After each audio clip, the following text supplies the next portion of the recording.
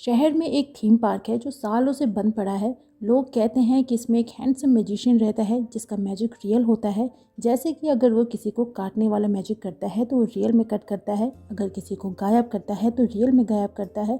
और कोई भी मैजिक करने से पहले वो आपकी आंखों में देखकर पूछता है कि क्या आपको मैजिक पे विश्वास है। Let's carry on, let's carry on.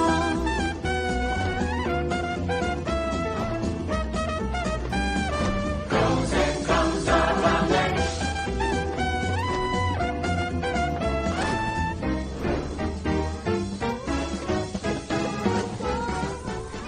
Hello जी, क्या हाल चाल है। So welcome back to my channel. तो आज मैं आपको एक कोरियन ड्रामा जिसका नाम है द साउंड ऑफ मैजिक ये एक्सप्लेन करने वाली हूँ। ये टोटल 6 एपिसोड्स ड्रामा है और परसों ही नेटफ्लिक्स पर रिलीज़ हुई है।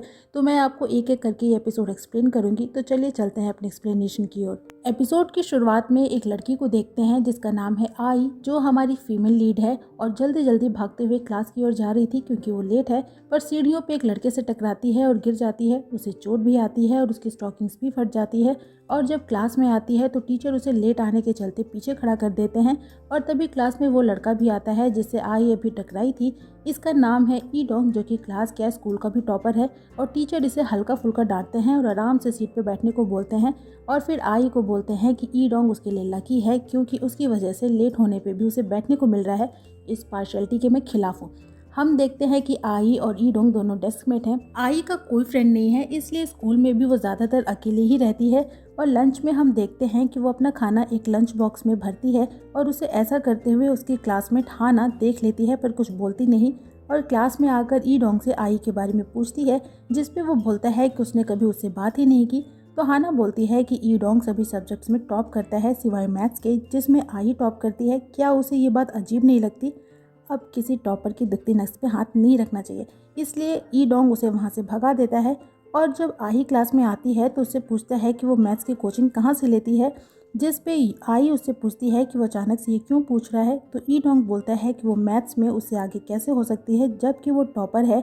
और हो सकता है कि आई के मैथ्स टीचर उसके मैथ्स टीचर से ज़्यादा अच्छे होंगे, वरना वो कभी भी मैथ्स में सेकंड नहीं आता। स्कूल के बाद आई एक स्टोर में पार्ट टाइम जॉब करती है जहां उसने आज से ही ज्वाइन किया है। और काम के साथ साथ वो अपनी पढ़ाई भी करती है।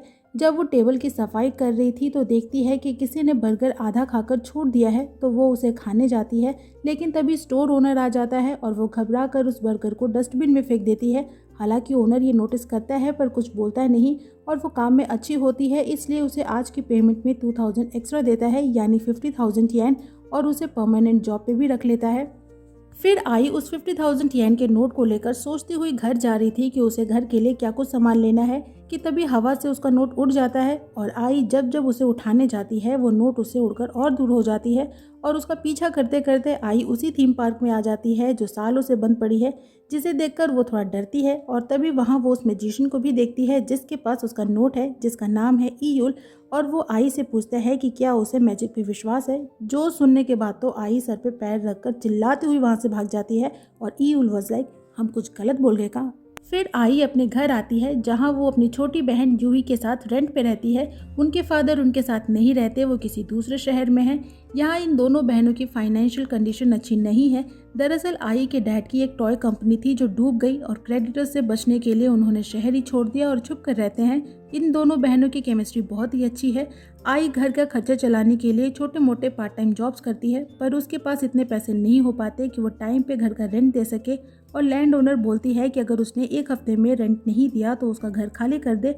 और आई देखती है कि उसके पॉकेट में एक मैजिक शो का इनविटेशन कार्ड है। नेक्स्ट डे स्कूल में हाना आई को बुली करने का सोचती है क्योंकि अब तक वो समझ चुकी है कि आई की फाइनेंशियल कंडीशन अच्छी नहीं है। इसीलिए वो जानबूझकर आई के डेस्क के पास 50,000 का एक नोट गिरा देती है, जिसे आई उठा लेती है, जो हाना की प्लानिंग से अनजान थी। और क्लास स्टार्ट होने के बाद हाना ई डोंग से पूछती है कि क्या उसने यहाँ 50,000 का कोई नोट देखा है। और बार बार आई की तरफ देखती है, जिससे कि ई डोंग समझ जाता है कि हाना ने कुछ तो किया है, लेकिन वो ज़्यादा इसमें नहीं पड़ता और मना कर देता है। वहीं आई डरी हुई होती है और हाना उसे सुनाते हुए बोलती है कि हो सकता है किसी ज़रूरतमंद ने उसे उठा लिया हो और वो समझेगी कि उसने चैरिटी कर दी। लेकिन ये एक तरीके से आई की इंसल्ट थी। लेकिन फिर भी आई उसे वो नोट नहीं देती है और सोचती है कि उसने वो नोट चुराया नहीं है बल्कि उसे मिला है। लेकिन कहीं ना कहीं वो अपनी कंडीशन पे गुस्सा भी होती है, जिसकी वजह से उसे लोगों के ताने सुनने पड़ते हैं। और घर आकर वो एक म्यूजिकल ग्लास बॉक्स देखती है जो उसे उसके फादर ने दिया था, जिसमें एक घर बना था। और जब वो छोटी थी तो उसके डैड ने उसे प्रॉमिस किया था कि जब उनकी कंपनी अच्छा करने लगेगी तब वो उसके लिए वैसा ही घर बनाएंगे जिसमें पूरी फैमिली हैप्पीली रहेगी। फिर आई अपने आप को उसी घर में इमेजिन करती है जहाँ वो अपनी बहन और डैड के साथ बहुत खुश है, और वहाँ वो अपनी मॉम को भी देखती है। अभी तक ड्रामा में आई की मॉम के कैरेक्टर को मिस्टीरियस रखा गया है। फिर आई उसी थीम पार्क में आती है अपने 50,000 के नोट को ढूंढने के लिए, और वो जगह उसे इतनी डरावनी लगती है कि वो वापस जाने लगती है। पर तभी उसे ईयुल दिखता है जो उसे पूछता है कि क्या वो वहाँ पे उसके इनविटेशन पे आई है, जिस पे आई बोलती है कि वो इनविटेशन तो उसने फाड़ कर फेंक दी। पर ईयुल बोलता है झूठी, उसने हाथ में तो ली है। और सच में आई के हाथ में वो इनविटेशन होती है जो ऑब्वियसली ईयुल ने मैजिक से किया था। और जब आई फिर से उसे फेंक देती है तो ईयुल बोलता है कि वो इनविटेशन उसके पॉकेट में भी है, और कहता है कि वो यहाँ पे उसके जादू के वश में होकर आई है। पर आई बोलती है बिल्कुल नहीं, वो वहाँ पे अपने 50,000 के नोट को ढूंढने आई है। जिस पे ईयुल झट से 50,000 का नोट निकालता है और उसे ब्लैंक पेपर में बदल देता है। जादूगर से और क्या एक्सपेक्ट करोगे। पर आई बोलती है कि वो अपना अगड़बम तगड़बम बंद करे और चुपचाप से उसके पैसे वापस कर दे। तो ईयुल उसे खुश करने के लिए उस पेपर को फिर से नोट बना देता है, वो भी एक नहीं दो। एंड आई वाज लाइक जादूगर का जादू, हाथों का कमाल है, करते हो तुम कैसे, सबका ये सवाल है। पर आई को सुबह स्कूल में हुई इंसल्ट याद आती है और वो बोलती है कि वो दूसरों के पैसे नहीं लेती और एक नोट लेकर जाने लगती है। तो ईयुल उसे रोकता है, उसके शू लेस बांधता है और उसे सीधा देखकर चलने को बोलता है ताकि कल की तरह वो फिर से ना गिरे। और जब आई जाने लगती है तो वो हवा में ढेर सारे बबल्स देखती है जो ईयुल ने मैजिक से बनाए थे। एक तरह से उसकी सैड लाइफ में हैप्पीनेस लाता है और उसे स्ट्रॉन्ग रहने को बोलता है। नेक्स्ट डे स्कूल में देखते हैं कि हाना आई को फिर से बुली करती है और ये चीज़ ईडोंग भी नोटिस करता है। और क्लास में जब आई को सोते हुए देखता है तो बस उसे देखता ही रहता है।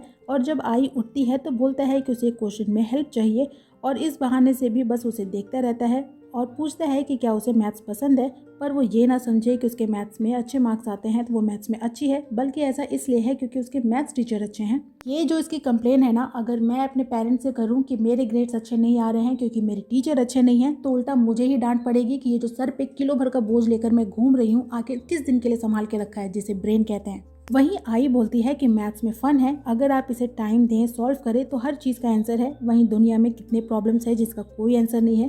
दुनिया की प्रॉब्लम से मतलब था उसके डैड की प्रॉब्लम, पैसों की, उसकी लाइफ की प्रॉब्लम्स। पर टॉपर भाई साहब चले जाते हैं इन्वायरमेंटल प्रॉब्लम पे और बोलते हैं कि ये टेम्पररी है, आजकल टेक्नोलॉजीज बहुत एडवांस हो रही हैं तो ये प्रॉब्लम भी सॉल्व हो जाएगी, इसीलिए ऐसी कोई प्रॉब्लम नहीं है जिसका कोई सॉल्यूशन नहीं है। और आई उससे पूछती है कि वो मैजिक के बारे में क्या सोचता है, क्या उसे लगता है कि रियल मैजिशियंस होते हैं। एंड ईडोंग वाज लाइक छोटी बच्ची हो क्या।